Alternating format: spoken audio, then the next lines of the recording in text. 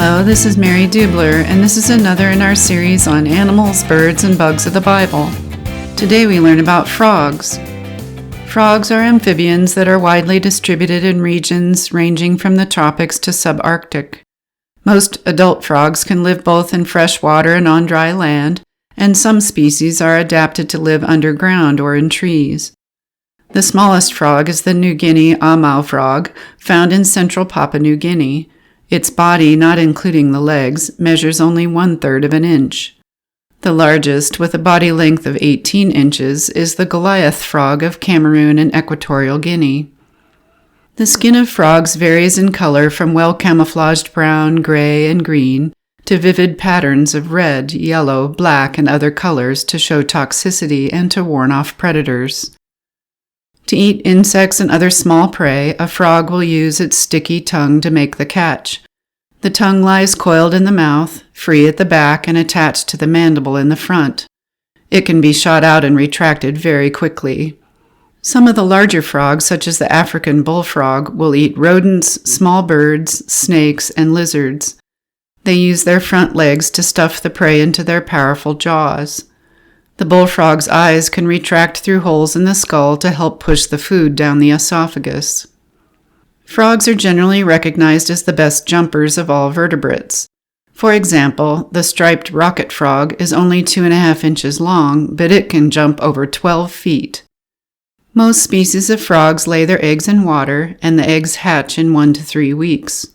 The hatchlings are called tadpoles, which can survive only in water. Over a period of 6 to 12 weeks, the tadpoles undergo metamorphosis to their adult form, losing their tails and developing legs and other features that enable them to thrive on land. Exodus chapters 7 through 15 relate how God showed his power to the Egyptians. This was after Moses told Pharaoh to release the Israelites from the slavery that had held them in bondage for over 400 years.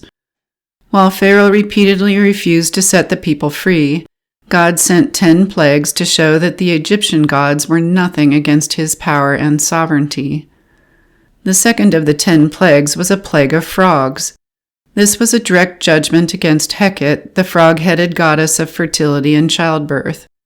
God had the frogs come up out of the Nile to cover the land and invade every part of the homes of the Egyptians. The frogs were even jumping into the ovens and bread bowls. Pharaoh summoned Moses and begged him to plead with God to take away the frogs. Moses told Pharaoh, "Then you will know that there is no one like the Lord our God." The next day, God caused all the frogs in the houses and fields to die. The Egyptians piled the bodies into huge heaps, and a stench filled the land.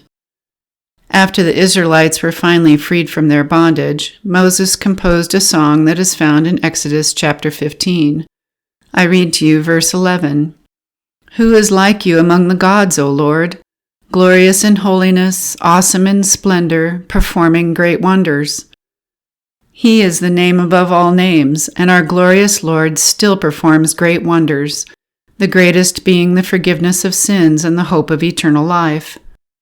Jesus said in John chapter 17, "And this is the way to have eternal life, to know you, the only true God, and Jesus Christ, the one you sent to earth."